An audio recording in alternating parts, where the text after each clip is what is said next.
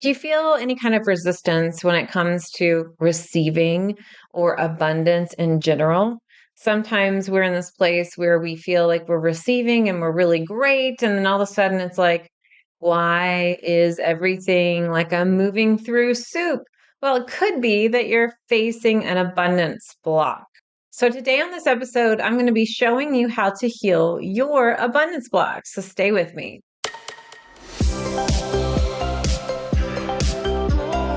Welcome to Spiritual and Ambitious.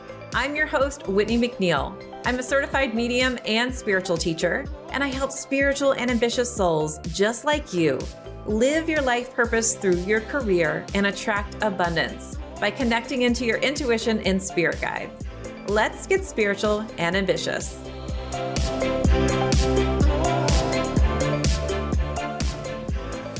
Hello. Thank you for listening. But before we get started, I've got some cards for you from the Messenger Spirit Oracle. First card is Protector Guide. It's time to set boundaries with someone. And this is really perfect for our topic today. And you'll learn why as you continue to listen. But setting boundaries can be really, really helpful. So that's probably going to make its way into the conversation. The next card I have here is Your Purpose is Being Revealed. And then the card on top of that is Divine Timing. Let go of your timeline. Spirit has a plan. Our purpose is really shifting and changing, and we are always connected to our life purpose archetype. But what's happening is the path that we choose to walk is changing. And because our vibration changes, well, sometimes we can fall out of alignment of things that we did before that worked for us with manifesting and things that we did before that worked for us with feeling very abundant. And so it's really important for us to continue to do the work, which is why we are here today to talk more about it.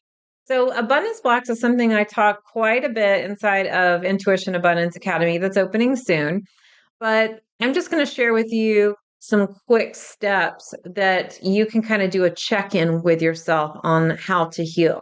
When we go through the program, I go deeper, but I just want to give you some tools that you can do yourself right now. I like to share this knowledge on the podcast because I know not everyone can enroll in the program.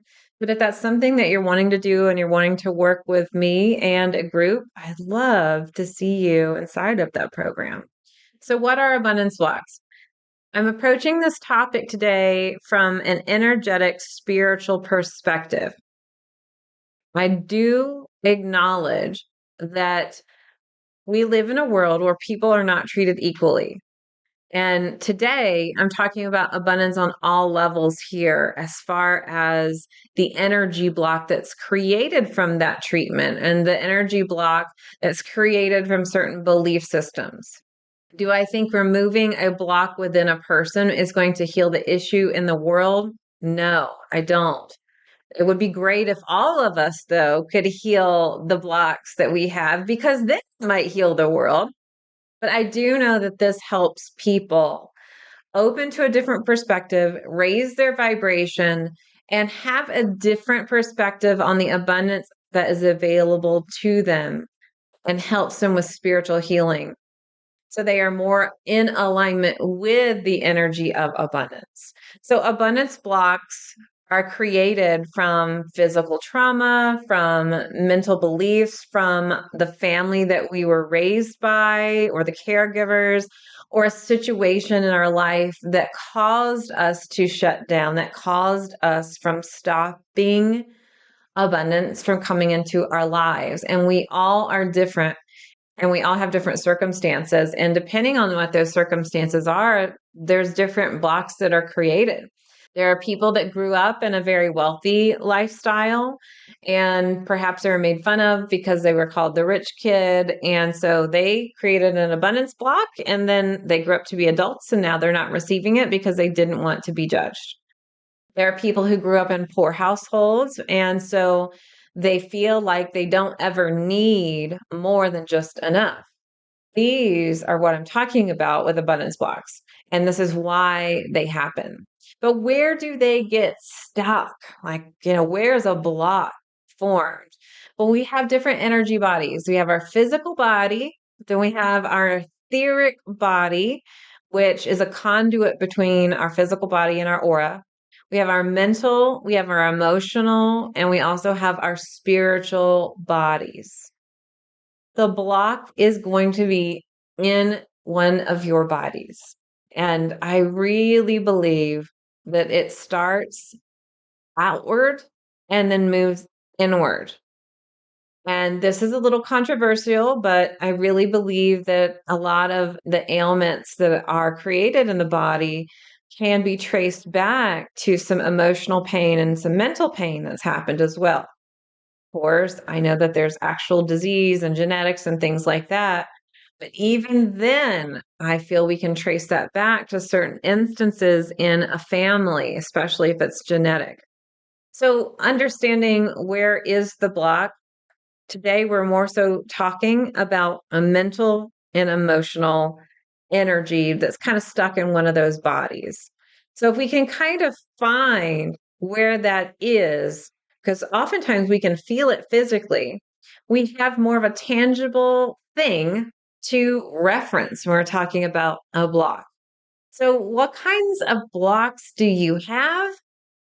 It really depends on you and your story. And today we're going to dive into that. This is going to be a quick episode to help you. So, one of the most common blocks that I see with spiritual entrepreneurs or spiritual and ambitious people, regardless if you're an entrepreneur or not, I'm not good enough. I'm not kind enough. I'm not a good person. I'm not worthy enough. Sometimes these beliefs are formed because we think, well, I can't have it when the world is suffering. I can't have it when we don't have world peace, or I am selfish if I take more than others. So we can kind of get confused here with that.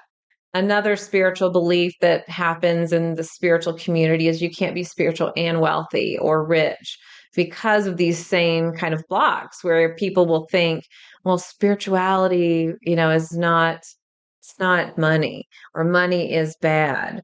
And money is not bad. Money is just energy. And it depends on the person and what they do with the money, right? Like if it's good or if it's bad. And that's all relative too. So understanding that that can be a block of you not receiving what you would really love. And I've seen it time and time again. People get money, they give it to their friend. People get money, they give it away because you don't feel like you are worthy enough to actually receive it. Or you feel uncomfortable that it's sitting in your savings account when it could go to further use. Another block can be that you're scared to receive because you're selfish, like we kind of just talked about, or you are scared to receive gifts because you're going to feel like you owe somebody something, or you're scared to receive messages from your spirit guides because of a belief that that was bad or that maybe you'll change. A lot of times fear comes in, and we're scared for many different reasons. We're afraid that when people find out that maybe you have abundance, that they're going to ask for all this money, and you're going to be put in awkward positions, or that you're not able to give to everybody and it's going to feel really awkward. We are afraid to accept even somebody paying for our lunch, or we can't even accept a compliment sometimes. And that is also abundance. I have a story that I shared on my social media. If you go over to my Instagram, you can scroll back through. This is one of my own blocks. And so I'm teaching this because I have really done a lot of abundance growth and work and really moving in my life in that way. I'm going to preface this with I am constantly doing my work. I am not perfect. Please do not ever put any teacher on a pedestal. They will disappoint you. So I like to share my fumbles with you so you know I'm not this person that's like, everything in my life is amazing. Well, I do love my life and I'm grateful for all the abundance I have. I just mess up sometimes. So here's an example. I am a very private person. I do not welcome people just, ringing my doorbell. In fact, and my backyard is my sanctuary where I want to hang out at my pool in the nice months. and I want to do whatever I want. I purposely found a place where I was not around a lot of neighbors so that I could enjoy my backyard. Or, hey, if I want to sunbathe nude or something, I can, like that's my space, like get out of my space. So we were at a friend's house playing games because I am in this place of abundance where I want to have more fun in my life. And we saw on our security system this woman rang our doorbell and she looked a little bit suspicious. It kind of reminds me of those Instagram reels where it's like, don't be suspicious, don't be suspicious. We saw the way she was carrying her pocketbook, had like her phone out, looks like it was recording something. She had a paper in her hand. And then we saw that she went around the back and peeked into my backyard. So I was just, oh man. Well, I thought about all the awful things that this person could possibly be doing. Maybe she got some mail and she could have just left it there. So obviously that's not the answer. So I'm trying to come up with all these things and none of them really are positive. So the next day, my husband and I go out to run errands. And when we come back, she's there. I got my defense up. I got my aura bubble up. And she rolls down the window and she says, I am the knucklehead that opened your mail. And I'm so sorry to apologize. I have a gift for you. She starts digging around in this black bag. And I'm like, oh my gosh, what's she going to pull out?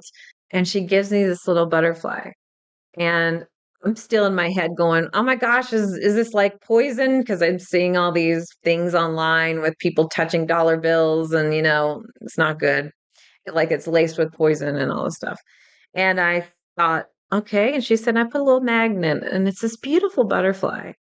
And I said, thank you so much. This is so kind. And thank you so much. And then she proceeded to tell me that she was going to go drop off something else at someone else's house in a different town that they had messed up. And then we had a conversation about how our mail's been messed up lately. This is an example of me being in scarcity, being defensive, instead of welcoming the gifts that spirit gives us, the gifts that are available and abundant all around us all the time. And also it's a nice message of transformation and butterfly. Open your wings, fly in the air, open yourself up to the opportunities. And also that kindness still exists in the world. That's my story, just being honest here. But let's talk about the next thing, judgment. People will judge me. It will be bad. If people know I have money, they're going to think I'm awful. Or people might say I'm a rich bitch or whatever. I'll be a bad person. They'll judge me on what I'm spending money on. And sometimes we're afraid of even telling our spouse or family what we're spending money on because they may view it as frivolous.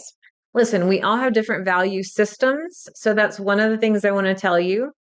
Your value system is your value system. And it's really important with abundance to find what your value system is. So for me, when I'm flying somewhere, I don't love flying. I've talked about this on the podcast, but I actually have felt great about it lately. Knock on some wood, But I used to have tremendous anxiety, but I really feel like spirit has helped me with that. But I also love to go first class because it feels like I'm not as crowded. I am not as surrounded by people. It was very awkward for me to tell my family or to tell others, yeah, I fly first class. Then they have all these assumptions, perhaps, about things. My value system is if I'm going somewhere, I know that I need to take care of my energy so I will not be exhausted. This helps me enjoy my trip. This helps me enjoy my travel because I'm an energy sensitive person. So this is just one of those value systems that I have for me. Whenever I used to go to conferences, people would say, hey, do you want to share a room? No, I'm not sharing a room. I have friends and they're always trying to get together throughout the country. And sometimes they want to be in the same house. And I'm like, listen, I need my own air conditioning unit. I need my own bed. And because I know I'm a highly sensitive person and an introvert, and I need to make sure I'm taken care of in order to enjoy the experience. So that is a value system to me. And so those things might require extra money. So if you are also in that place, it's going to be important for you to rearrange some of the value system. Maybe you're saving in other areas so that you can have this as part of your value system as well. So I just wanted to share some of those stories too about understanding what that is. Sometimes we don't understand why something is important to somebody, and it's not for us to judge. Okay. So when we come back, I'm going to talk about walking you through a process about releasing these blocks. As a professional psychic medium, I've done tens of thousands of readings, but I felt a call to move more fully into teaching intuition. But I still get so many requests about doing readings. So while I don't do readings anymore, I have brought in some very trusted colleagues who are now available for live 1 hour readings on Zoom. If you would like to book your psychic medium reading, go to messengerofspirit.com/appointments to see our available readers and schedule your Zoom reading today. All right. So we've been talking about abundance blocks. I gave you some examples. And let's talk about how to heal and remove the blocks. Now, this part of the process can be very complex depending on each person. Sometimes we have deep-seated issues that need to be resolved in therapy. And sometimes we do this more on a spiritual basis. So I just want to clarify that. Please don't use this as a replacement for therapy. But certainly, if we are working on abundance blocks, this can be helpful for us. So, number one, acknowledge your blocks. I gave you some examples. Don't run from your blocks. Awareness is really key. So, one of the exercises I have my students do inside of Intuition Abundance Academy is to write down all the old stories and belief systems. You can just start with asking yourself, am I afraid of abundance? Really? And just get honest with yourself. A lot of times our first reaction is, no, of course not. But really, I mean, I've talked about, I know someone specifically I'm thinking of who shall remain nameless, but always said, if I had enough money, then I would do this. And then she got this huge money from an inheritance and she gave it away. So, really, are you afraid of abundance? Are you ready to receive abundance? And then let's kind of put in the word money as well, because that's part of abundance. We have spiritual abundance, we have financial abundance. So, acknowledge your blocks and don't run from them. Awareness is really key. The next thing I want you to do is look into who created the story for you and ask if it is really your story. Think about what beliefs have been created because of this. So, for instance, you feel like money doesn't grow on trees, or you have to work really hard at something in order to earn the money, right? Maybe you are saying something like money is evil, money is bad, or spiritual things should be for free. That one really irks me. So think about stories about money, stories about abundance. Maybe even say, one day when I win the lottery, I'll do XYZ. No, that is meaning that something is not abundant here. We need to change that belief system. So once you kind of think about all the things that maybe you've thought or believe or that you say, and also pay attention to when people try to pay for things for you or tell you your hair looks nice or whatever.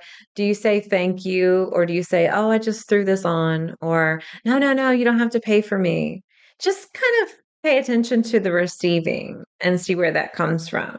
Receiving blocks can come from so many places. And, like I said, if it's a place where receiving hasn't been safe for you because maybe it didn't come from safe people, then this is something that you want to work with a therapist on. But just start thinking about your story.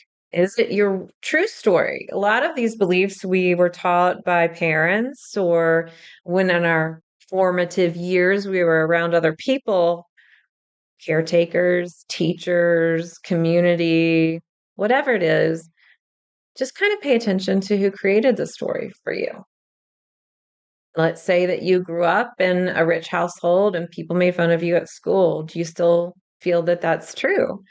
Maybe you grew up poor and people made fun of you because you were poor. And so you feel like the only way to not be made fun of is abundance and having more money. Just pay attention to that as well. Because even though you might think, well, no, I want more money, that's not a block. It still is a block because you're not allowing yourself to receive. You're going to be putting yourself in go mode all the time, trying to get something, like chase after something. Okay, so acknowledge your blocks. Don't run away. Awareness is key. Look into who created the story for you. And is it your true story? Do you really believe this? The next thing I want you to do is, where in your body is this block? Find it. Where do you feel this block when you close your eyes and just ask, where are you? Where do I feel you? Maybe it causes you to slump your shoulders. Maybe it causes you to hide your body because you don't want attention. Maybe causes you to feel very uncomfortable with visibility. Perhaps you are someone that feels like you need to hide. These are just some examples of your body. Now, another example is it could just be in an energy center that's trying to make its way into more of a chakra. So you might just feel it in your solar plexus. Like every time I try to speak up or every time I try to receive, I feel this pang in my solar plexus. Pay attention to where you're feeling it. Maybe you feel it emotionally or physically. And then I'd like for you to talk to your block. Now that you know where it exists, it gives you a little bit more tangibility as to where it is.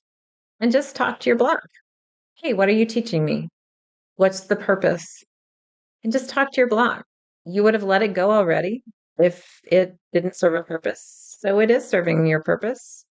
Perhaps it is serving a purpose to teach you a lesson, to then release it. Perhaps it's serving a purpose as to it was trying to protect you at a young age. And now you're an adult and you no longer need it. That's what I mean about serving a purpose. It's not serving your purpose for your highest goal to open up to more abundance, but it's helped you on your journey. So let's be grateful because now you're at the point where you can choose to release it. And then you just ask your block, what have you been holding me back from? So sometimes the block will say, I've been holding you back because it might be so awkward to have all this money or visibility, and people will acknowledge you and recognize you. And just recognize that. Talk to your block. Once you find this out, then you can rectify any of those issues. You can say, thank you for protecting me, but I've got this now and it's safe. It is safe for me to have more visibility. It is safe for me to have more money. It's safe for me to live an abundant life. Sometimes it's like, hey, I don't want you to change any of your relationships. Your relationships are going to change, and that's why it's blocking you. And you get to say, I trust in my intuition that the relationships, if they do change, will be for my highest good. And then the next step is release the block. You have to really be ready. You can't force the release. And so there are many different ways to release your block. Sometimes it is with crying. Sometimes it is with affirmation and intention. Sometimes it's with energy healing. And sometimes it's with ritual. But the best way to release the block is to make new decisions that are not in alignment with that block. It's in alignment with your new story. So some affirmations you can say to yourself: I release you with gratitude. Thank you. Show gratitude when you're releasing. One of the exercises I do with my students is have them write them down and then rip them up. You can also do an energy release as well, especially with the full moon, as it is then going into its waning phase. I release you into the full moon. I release you from this universe. I appreciate the lessons you have taught me, but I release you now. And then the most important thing is replacing with your new belief system. So I told you I would give you a short episode because there's so much more I could go into, but I do that inside of Intuition Abundance Academy. So you want to make sure that you are going to attend my free class, and the link to it will be in the show notes, all about abundance and living your life purpose. You can go to messengerspirit.com/register. But I will be back actually really soon on Sunday with a brand new episode to help you set your energy for the week. And then on Wednesday, I will be back with a brand new episode. And I can't wait to see you inside of the free class that's coming up in a few weeks. All right, I will see you soon. Here's to staying spiritual and ambitious. Thanks so much for listening to this episode. And if you loved it, would you please share it with a friend? I would also love your review and a reminder to subscribe so you never miss an episode. You can find me at messengerspirit.com. And you can take the 4 Intuitive Languages quiz and find show notes there too. If you want to connect on YouTube, Facebook, or Instagram, you can find me at Messenger of Spirit. I'll meet you right here next week. Here's to staying spiritual and ambitious.